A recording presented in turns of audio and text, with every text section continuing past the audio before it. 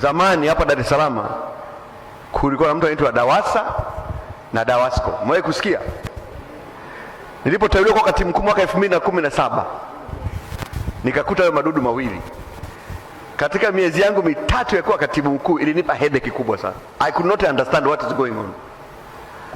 Nauliza wataalamu, kila mtu anahalalisha. Akasema yani hii DAWASA ni muhimu, hujawahi kuelewa. Yani bila DAWASCO maji Dar es Salaam ni tatizo. Nikaongea na waziri wangu. We made the decision to merge DAWASA na DAWASCO kuwa one entity. Ilikuwa ni mapambano makali. DAWASCO walikuwa wanakaa, DAWASA walikuwa kule Mwananyamala, DAWASCO walikuwa wanakaa huko wapi sijui, Gerezani. Tukapambana, yani ilikuwa ni mgogoro mzito, lakini bahati nzuri waziri na katibu mkuu tulikuwa tumeshaamua na Mheshimiwa Rais akabariki. We merged DAWASA na DAWASCO. Kuna kitu kilitokea. Wananchi wanajua hata kama kulikuwa na DAWASCO hapa. Things are moving smoothly, lakini walipokuwa wanahalalisha wataalamu wakasema huyu naye katoka wapi? Katoka zake chuo kikuu kwa mambo ya elimu na injinia maji wapi na wapi. Nikasema nitafanya alafu tuone. Tukafanya, tukawaunganisha, it became a bigger entity, much more efficient. Baadaye wakawa wanafurahia. Wakati naanza mchakato wa kuunganisha EPZA na TIC, mimi nimefanya nilikuwa waziri wa hii sekta. It was a huge issue. EPZA walikuwa samba kwenye meza. Kama yani hapo naharibu vipi? Wakaja wazee walio staff. Walio staff walikuwa wanafanya kazi EPZA kule na TIC. Wakasimama kwenye meza wakionyesha ubaya wa kuunganisha EPZA na nani? Na TIC, jinsi ambavyo hali itakuwa mbaya. Mimi na katibu mkuu wangu na wataalamu wangu tukabeba, tukapeleka proposal, Mheshimiwa Rais akabariki, tumeunganisha, inaitwa TISEZA. Kuna kitu gani kimetokea? Kwani TISEZA nyewe si mnaijua? Do you miss TIC out EPZA? Kuna kitu kimepungua. Sasa hivi for the first time hiyo EPZA miaka 20 imejenga Benjamin Mkapa moja ipo pale Mabibo. Full stop. 20 years.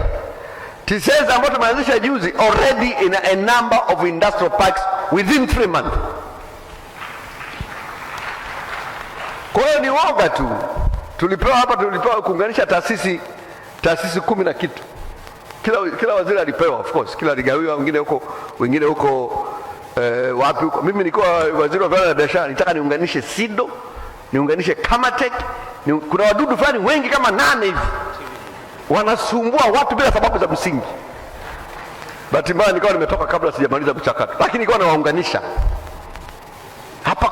Yani kuna watu wamekaa tu pale, ni CEO body, alafu wana draw za serikali unnecessarily. Kwa my friend, bahati nzuri TanTrade wakati naunganisha EPZA na TIC sikuwa na mamlaka. Ningekuwa na mamlaka saizi wangekuwa taasisi moja, pengine jina lisingekuwa hilo.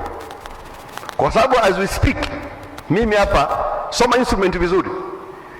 Sasa hivi export promotion ipo pia kwenye mipango na uwekezaji. International trade ipo pia, foreign affairs ipo pia, wizara ya viwanda na biashara. Kwa tuangalie a bigger picture ya nchi na serikali kwa ujumla wake. TBS ni Tanzania Bureau of Standards. Ondoa neno TB, bakisha standards. Weight and measures, it is a standard. So you can have a department within TBS ikidili hilo jambo. Sio lazima uwe na taasisi.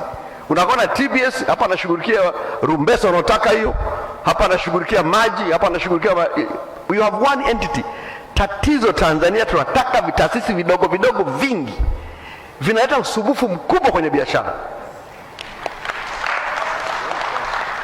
Hiyo kitu tumefanya study, World Bank wameisha study. Tanzania ni miongoni mwa nchi katika bara la Afrika wenye too many regulatory authorities with conflicting functions. Kwa wataalamu wetu, open up your mind na muagi sio kama sector, argue as a government.